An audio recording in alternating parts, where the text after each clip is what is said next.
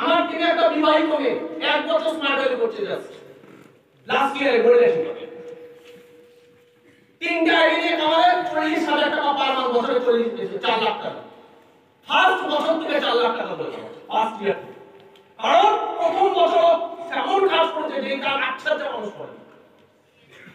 90% অ্যাসোসিয়েটরা যে কাজটা করে না সেই কাজটা প্রথম বছর থেকে করছিল। প্রথম বছরে এত খেটেছে ও প্রথম বছরে নিজেকে এস্টাবলিশ করে নিয়েছে।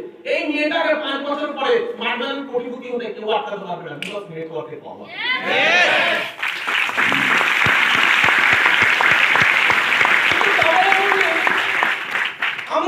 আমি ওই ডেটার মতো পারিনি করতে, অত বুঝিনি। আমার 1 বছর তো কখন কেটে গেছে আমি বুঝিনি। হাসতে খেলতে আসতে যেতে আড্ডা মারতে কেটে গেছে।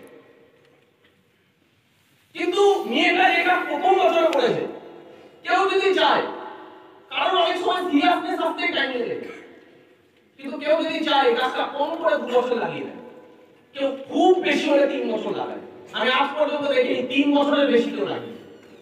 তাও 3 বছরেও যদি একটা মানুষ ক্যারিয়ার বানিয়ে নিচ্ছে, এর থেকে শর্টেস্ট পিরিয়ড কি হলো? আবার বললাম আমি, ইচ্ছা শক্তিটা খুব বেশি লাগে।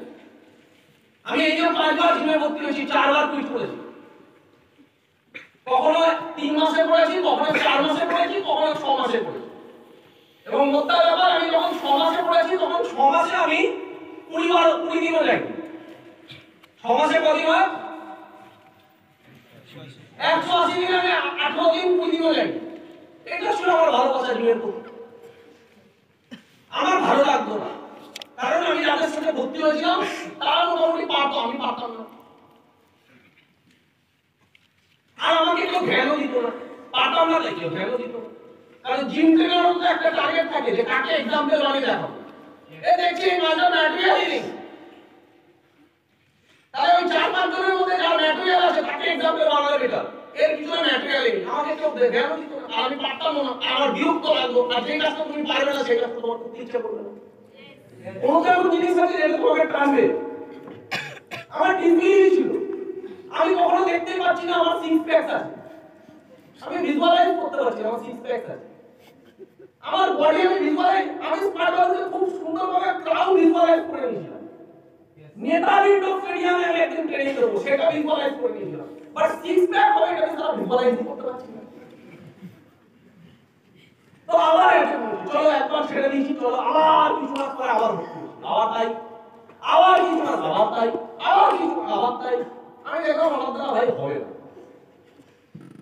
কিন্তু করতে হবে, নেসেসিটি। ফিলিংস এর দৌড়ালে হবে না, নেসেসিটি দরকার। সায়েন্স বলছে 30 বছরের পর থেকে মানুষের শরীর ভাঙতে শুরু করে, অনেক কিছু পরিবর্তন আসে। আর তার 10 বছরের মধ্যে যদি সে নিজের বডি বিল্ডিং এর উপর কাজ না করে, তাহলে 40 বছরের পরে খুব মারাত্মক জায়গায় যাবে। এবার আমি যেটা এটা নেসেসিটি। 30 বছর আমি কভার করে ফেলেছি, মানে নেসেসিটি। আমি 30-এ পা দিয়ে দিয়েছি, মানে নেসেসিটি। তাহলে আবার ভর্তি হবো, তাহলে 4 বছর পরে আমি আবার ভর্তি হলাম। এখন আমার জিমে অলমোস্ট 6 মাস হয়ে গেছে, সেম আমি 6 মাসে প্রতিদিন যাই না, কিন্তু আমি মাইন্ডসেট করে নিয়েছি।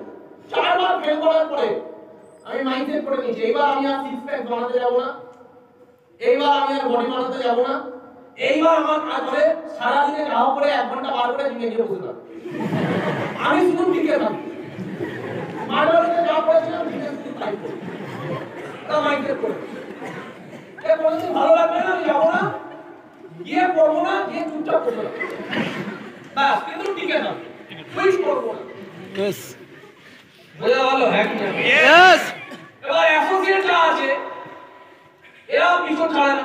একটা অ্যাসোসিয়েট আছে, ট্রেনিং শেষ করবে, 4টার সময় ট্রেনিং শেষ হবে, 4টে থেকে রাত 11টা দিন বসে থাকবে রাস্তাঘাটে।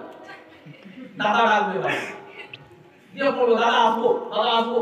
এবার এদের প্যাশন দেখে নাও করতে পারি না। এবার রাত্রেবেলা 11টা-10টার সময় বাড়িতে রাখছিল, ওই সময় আসছে। বাড়ি দূর কোথায়? 8 দিন বাড়ি, 3-4 ঘন্টা দূর। সারা রাত বাড়ি যাবে আমার বাড়িতে পড়ে যাবে,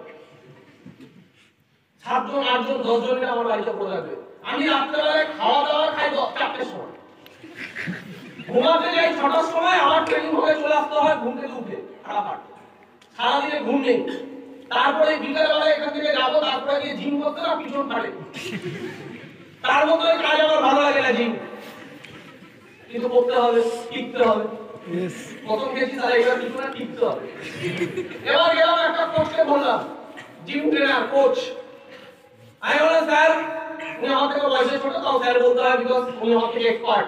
আমি বললাম স্যার আমার কোনো টার্গেট নেই, কারণ আমি জানি আমার হবে না। সিম্পল, আমার সিক্স প্যাক আর সব দেখি জিমে সব দাঁড়ো, কেউ কেউ সাপোর্ট সিস্টেমে দাঁড়ো হয়, মাথা রাখবে নিজের লড়াই করে যেটা বড় হচ্ছে সেটাই তোমার।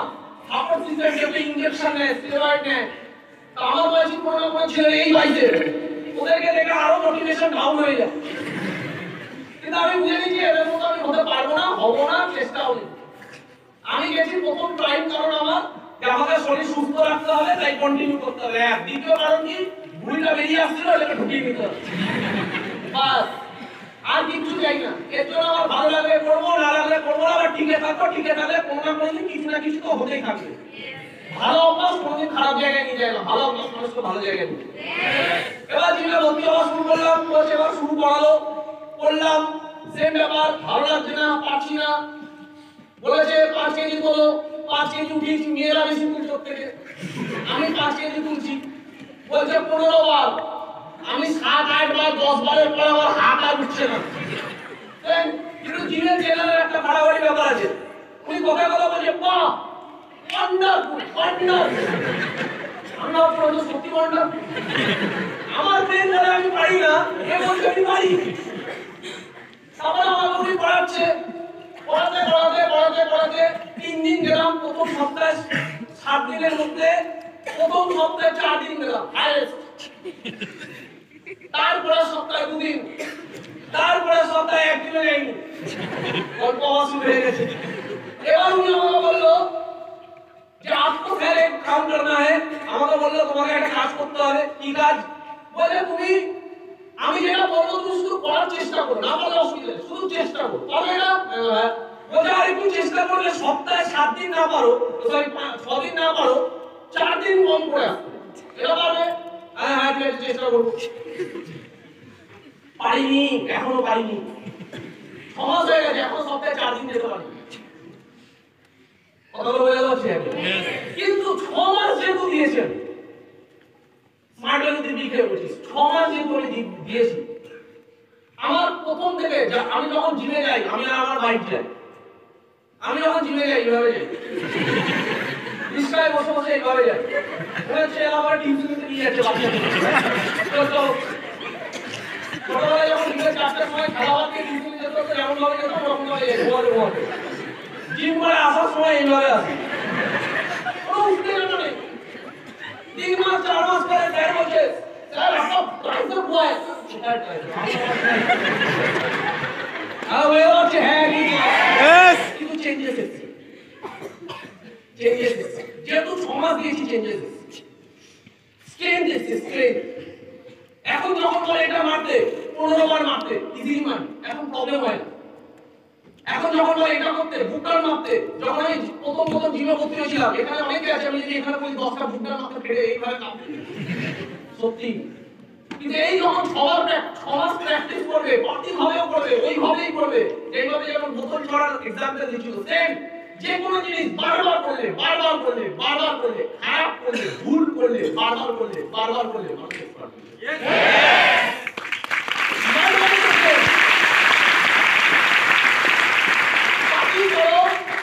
কম করো, ভুল করো, শুরু করো,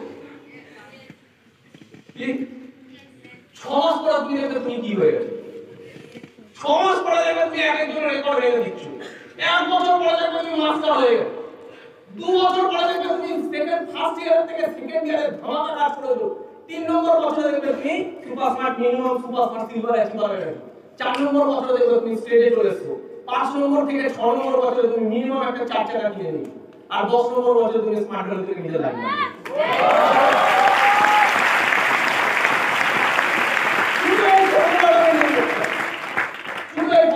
সব থেকে লেগে বললাম শুধু এই ফর্মুলাটা মেনটেন করতে হবে। এখনো প্রশ্ন ব্যানার্জির 8 বছর হয়নি, 10 বছর দূর কি বাদ, কৌশিক একটু আগে 10 বছর বলে ভুল করে বলেছে, 10 বছর কেন বলে আমি জানি না। এখনো ছেলেরা 10 বছর হয়নি, ছেলেটার মিনিমাম 1 কোটি টাকার প্রপার্টি আছে, 50 লাখ টাকার বাড়ি বানিয়েছে, 50 লাখ টাকা। জয়েন করার প্রথম 6 মাস পরে ওর মা বারবার আমাকে ফোন করতো, বাবু ওর তো অনেকদিন হয়ে গেল, ইনকাম তো আসে না, এটা রে আমি কি বলবো। ওইদিকে আজাদের মা গালাগালি দেয়, ওইদিকে আজাদের বাবা গালাগালি দেয়, ওইদিকে ওর মা বাবা আমার বাবা মাকে ঘরে যখন তখন কান্নাকাটি করছে যে আমার ছেলেরা জীবন বরবাদ করে দিল তোমার ছেলেরা। এদিকে নিজের ভাইয়ের জন্য বাড়িতে গালাগালি খাই, উল্টো দিকে আজাদের জন্য খাই, তারপর আবার পোষণ। বড় হতে গেলে অনেকের গালাগালি নিতে হয়। আজকে তোমার কি মনে হয়, আজকে পোষণের মা কি বলবে? 50 লাখ টাকা বাড়িতে থাকে ভাই, ওর পাশে যে জমিটা কিনেছে তার দাম 50 লাখ টাকা। ওই ছেলেকে জীবনে কোনোদিন 10,000 টাকা দিয়ে দিত।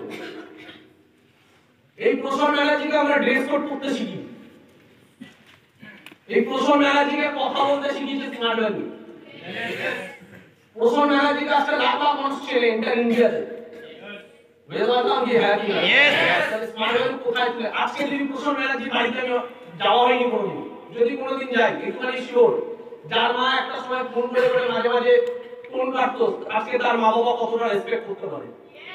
আজকে যখন আজাদের বাড়িতে একদিন রিসেন্ট লাস্ট যখন গেছিলাম ঈদে, খেয়ে দিয়ে আমরা বেরোচ্ছি, ওর বাবা একটা জায়গায় বসে আছে, আমরা মোটামুটি খেয়ে দিয়ে বেরিয়ে হাত পা দিয়ে বেরোবো, সঙ্গে সঙ্গে ওর বাবা আসতো সামনে দাঁড়িয়ে, বাবু কেমন আছিস? কাকু ভালো আছি। বলছে একটু আদার্সকে দেখিস, তুই আছিস বলে, তোরা আছিস বলে, বিষ্ণু আছে বলে আজকে আদার্স দাঁড়িয়েছে, আমরা কি ভেবেছিলাম বল? তোর বাবাকে তো কত বলতাম যে এরা কিছু করতে পারবে কিনা। না বাবা, তোরা ভালো থাকিস, আদার্সকে একটু দেখিস, আজকে আদার্স যেখানে আছে এই বাড়ি বানিয়েছি আমরা, কেমন লাগলো বাড়িটা? হ্যাঁ কাকু খুব ভালো। ওই ফ্যামিলির ছেলে ভাই, আজকে ওর মা বাবা আশীর্বাদ করে। ভগবান কৃষ্ণ সত্যকে জেতানোর জন্য অনেক সময় অভিশাপ নিয়েছে। জীবনে অনেক মানুষ তাচ্ছিল্য করবে, অনেক মানুষ চাটবে। এই একটু আগে যেটা বলে গেল অভিজিৎ, কেউ উপহাস করবে, কেউ তাচ্ছিল্য করবে, কখনো টিম ভাঙবে, কিন্তু ওই টিমটা ভাঙবে না প্রথম দিকে।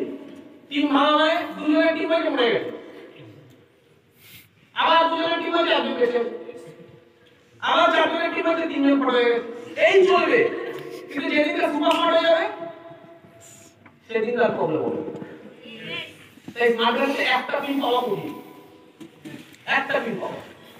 প্রথম দিকে জার্নিটা কঠিন, তারপরে জার্নিটা কোনোদিন কঠিন, তারপরে আর কোনোদিন গোল্ড অ্যাচিভার হয়ে গেছে, কোনোদিন পয়সার অভাব দেখবে না। রুবি অ্যাচিভার হয়ে গেছে, কোনোদিন পয়সার অভাব দেখবে না। প্লাটিনাম অ্যাচিভার হয়ে গেছে, কোনোদিন পয়সার অভাব দেখবে না। সাফায়ার অ্যাচিভার হয়ে গেছে, কোনোদিন মনে মনে গানটা কিনবো, অসুবিধা হবে না কিনতে।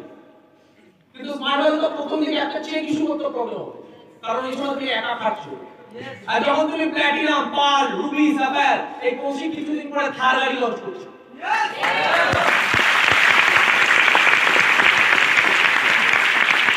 থারের ইএমআই মাসে 25,000 টাকা, একটা থারের ইএমআই মাসে 25,000 টাকা, তেল খরচা আরো 25,000 টাকা, 50,000 টাকা শুধু গাড়িতে খরচা। মানুষ 1 লাখ টাকা কামালে প্রতিদিন 50,000 টাকা গাড়ির পিছনে খরচা করবে না।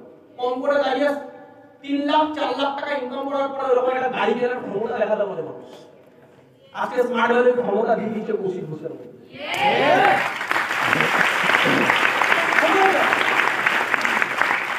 সময়ের ব্যাপার, কারণ তাড়াতাড়ি যে আপনি আমার তাড়াতাড়ি হয়ে যায়। আমি যদি সত্যিকার ভগবানের কাছে প্রে করতাম যে আমার তাড়াতাড়ি হয়ে যায়, তাহলে হয়তো আমি এই প্রোডাক্ট থাকতাম না, হয়তো এই সাকসেস আমি দেখতে পারতাম না। তো যেটা হচ্ছে গডমাস্টার প্ল্যানিং, কিছু ভালোই হবে, এটা বিশ্বাস রাখতে হবে, শুধু নিজেকে সৎ রাখতে হবে, যেন উনি অভিশাপ না দেয়।